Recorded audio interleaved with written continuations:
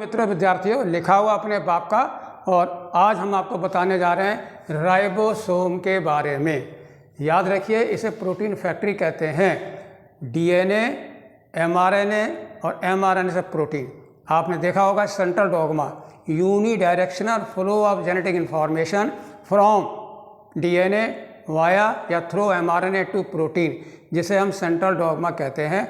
DNA is the only molecule जो self replicating होता है, ठीक है। और ये एमआरएनए जो है आपका प्रोटीन बनाता है, किसकी सहायता से? टीआरएनए, आरआरएनए की सहायता से। तो राइबोसोम के बगैर प्रोटीन सिंथेसिस नहीं हो सकती, अर्थात अमीनो एसिड का पॉलीमराइजेशन अगर कोई करता है तो वो आपका राइबोसोम करता है। राइबोसोम बहुत ही smallest and most abundant and non membrane cell organelle है। प्रोकैरियोट में भी है और आपके यूकैरियोट में भी है, आपके क्लोरोप्लास्ट में भी है, माइटोकॉन्ड्रिया में भी है।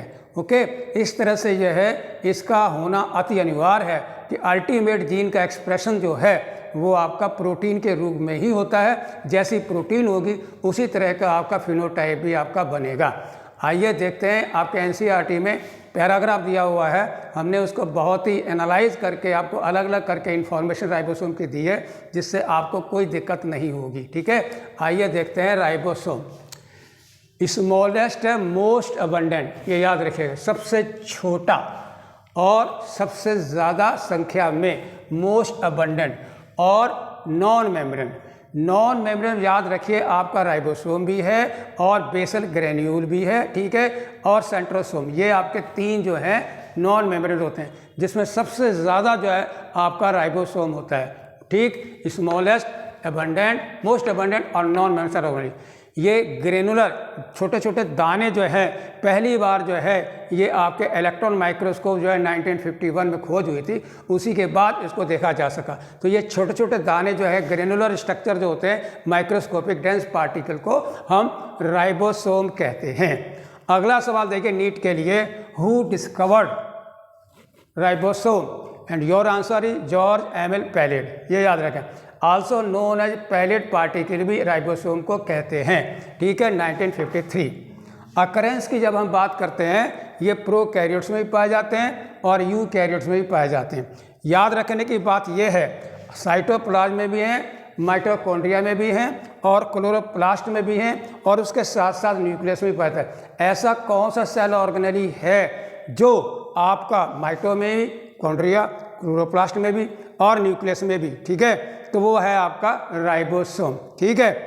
साइज की जब हम बात करते हैं तो याद रखिए 250 एंगस्ट्रॉम इसका डायमीटर होता है, तो ये आपको याद रखना है। ये दो तरह हो सकते हैं, या तो ये फ्री हैं और या ये आपका अटैच टू आर्या, रफ एंडोमेल रेटिकुलम के सरफेस पर ये राइबोप्रोटीन प्रोटीन के द्वारा लार्ज सब यूनिट के द्वारा लगे हुए होते हैं। जैसे देखिए ये राइबोसोम है और ये एंडोमेल रेटिकुलम ER, अब ER के ऊपर ये देखिए ये E सब यूनिट और बड़ी सब यूनिट और छोटी, ठीक है। तो ये जो है राइबोफोरिन प्रोटीन होती है, राइबोफोरिन प्रोटीन के कारण जो है इसके ऊपर जुड़ा रहता है, इसे हम कहते हैं अटैच्ड RER, ठीक, राइबोसोम, ठीक, आइदर फ्री और अटैच्ड। ये मेनली जो है कंपोज्ड ऑफ केमिकली जो है राइबो न्यूक्लिक एसिड और प्रोटीन का बना होता है, इसलिए इसको आपको राइबो न्यूक्लिक पार्टिकल भी कहते हैं, RNP, राइबो न्यूक्लिक पार्टिकल भी कहते हैं, ठीक है। बहुत ही इसमें 1:1 रेशियो RNA और प्रोटीन दोनों पाए जाते हैं, बराबर रेशियो में, ठीक। यहाँ पर देखिए राइबोसोम टाइप्स के देखिए दो तरह के हो सकते हैं, 70S और 80S। अगर आप पूछे how they have been classified, कैसे इनको दो गए, तो आपका आंसर ये on the basis of sedimentation coefficient के आधार पर, जब इनको बायोकेमिकल लैब में अटैक करते हैं सेंट्रीफ्यूगेशन के द्वारा, तो ये 70S और 80S, ठीक है, उसी साइज के आधार पर इनको रखा गया है। 70S जो होता है ये प्रोकैरियोट में पाया जाता है, क्लोरोप्लास्ट पाया जाता है, माइटोकॉन्ड्रिया में पाया जाता है, याद रखिएगा। और 80S जो है ये आपका यूकैरियोट में, चाहे वो प्रोटिस्टा हो, चाहे वो फंजाई हो, चाहे वो एनिमेलिया हो, चाहे वो प्लांटी हो, ठीक है, 80S, ठीक। अब जरा देखिए आंगस्ट्रॉम 210 और ये आपका साइज है, ठीक है, ये 220 आंगस्ट्रॉम जो है करीब होता है, राइट है। छोटी वाली यूनिट देखिए और लार्ज वाली समय, याद रहे कोई मेम्ब्रेन नहीं है, प्रोटीन है केवल, और RNA, तो इसमें याद रखिए RNA यानी राइबोसोमल RNA, ठीक है।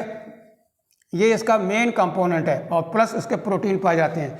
ये टुकड़े अलग हो जाते हैं, छोटी वाले इसमें 30S और 50S, जबकि प्रोकैरियोट में और यूकैरियोट में आपके दो सब यूनिट कौन सी हैं, 40S एंड 60S। तो याद रखिएगा कि 70S जो है वो इज इक्वल टू, ठीक, 30 + 50 सब यूनिट। इसको याद रखिएगा 40 + 60 सब यूनिट, ठीक है। इस तरह से आपके इसके सब यूनिट छोटे हैं और इसके बड़े हैं, और इन दोनों सब यूनिट को प्रोटीन सिंथेसिस बनाते समय मैग्नीशियम का कंसंट्रेशन का बहुत बड़ा रोल होता है। अगर कंसंट्रेशन 0.101 मोल के बराबर है तो बाइंड कर जाते हैं, इससे कम हो जाएगा तो ये अलग हो जाते हैं, ठीक है। जब एक्टिव होते हैं तो ये आपस में बाइंड करते हैं, जब इनएक्टिव होते हैं तो अलग अलग यूनिट हो जाती है, ठीक है।